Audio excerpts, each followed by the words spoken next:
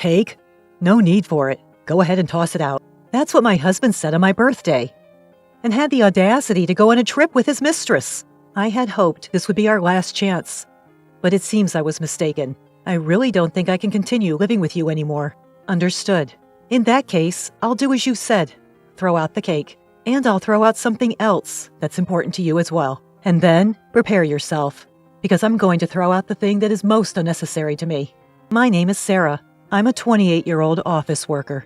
My husband, Bob, also works in an office, although it's a different company. We don't have any children. Bob and I met a year ago. It was at a party held by a senior colleague from work. I'm rather plain, a bit overweight, introverted, and gloomy. And my hobby is reading comic books.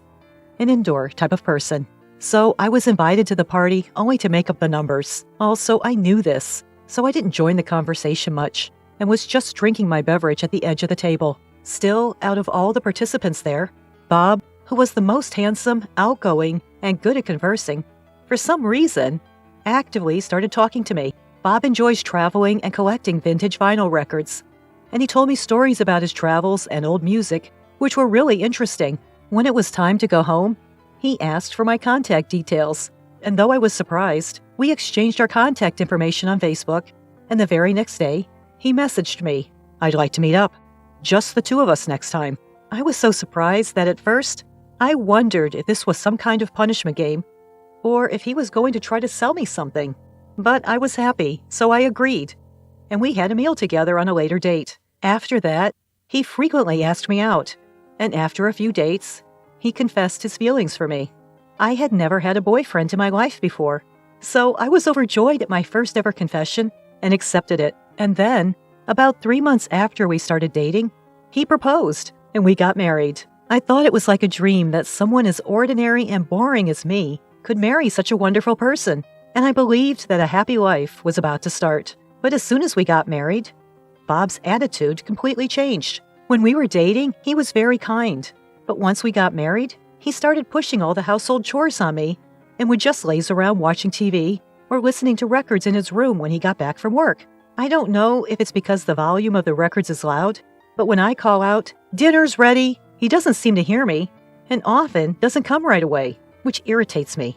On his days off, he leaves me alone and goes out to play, saying he has plans with friends or colleagues from work. When I say, "Please help me with the household chores a little," he replies, "I'm working, you know." When I tell him I'm working too, "I'd appreciate it if you could at least help with the household chores on your days off," he says, "I'm busy even on my days off because I have to hang out with my friends, unlike you, who don't have many friends because you're so gloomy."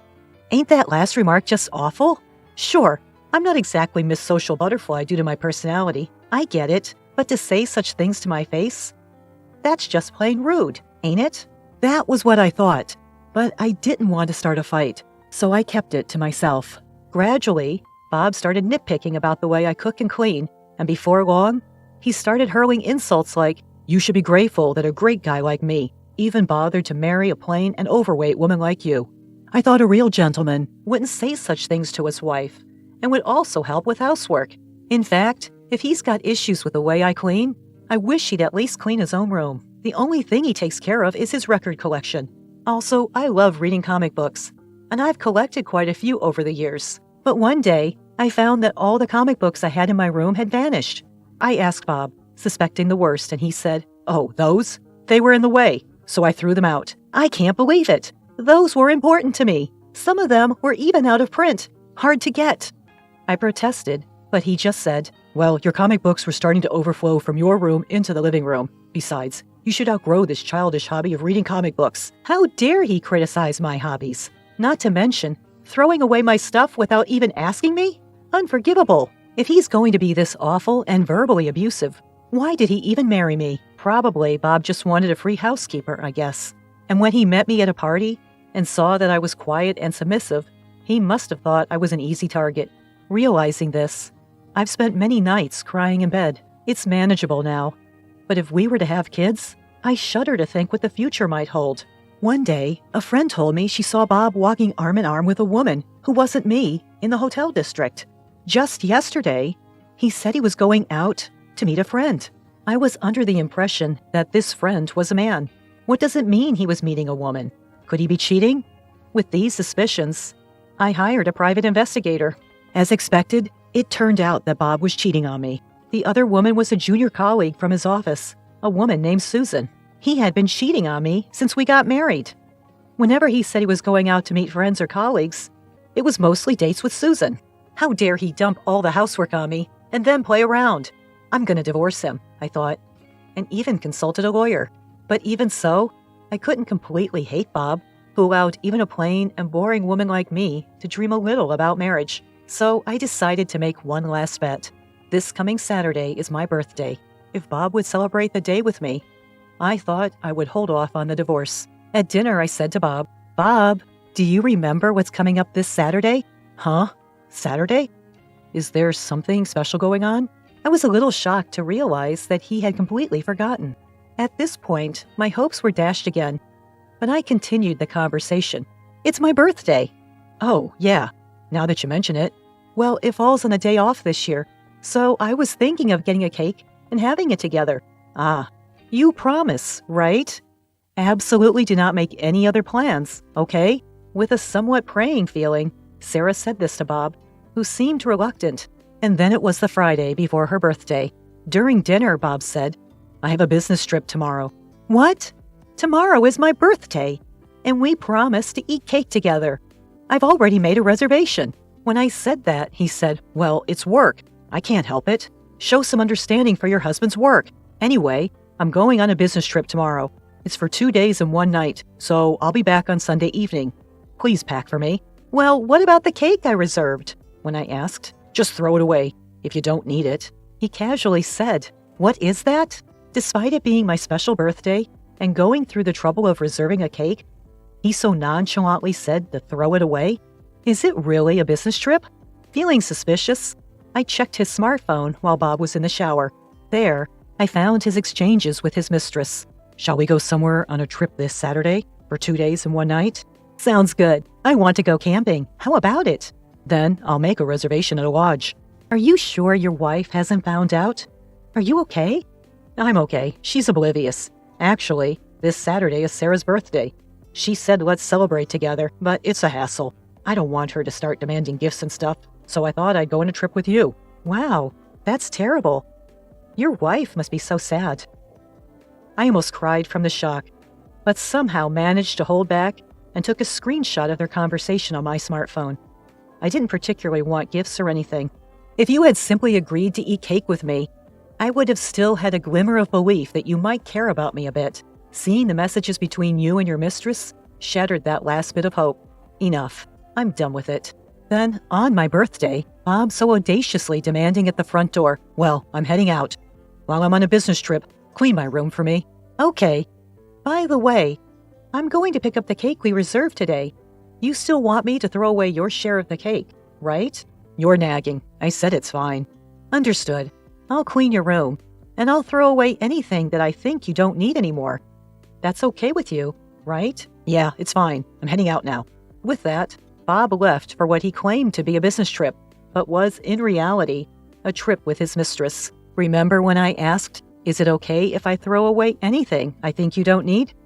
And you said, "Yeah, it's fine"? I recorded our conversation on a voice recorder, so there's no taking it back now.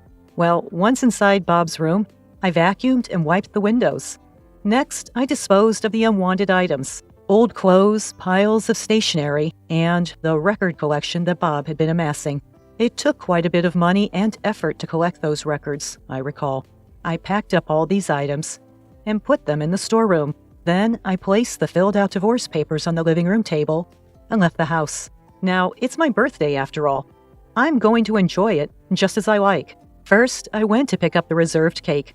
After that, I booked a room in a luxury hotel I had always wanted to visit and ate the cake in my hotel room. Bob said, "Throw it away." But I couldn't bring myself to waste food, so I ate both portions. It was delicious, but I might gain weight again, so I really need to start dieting.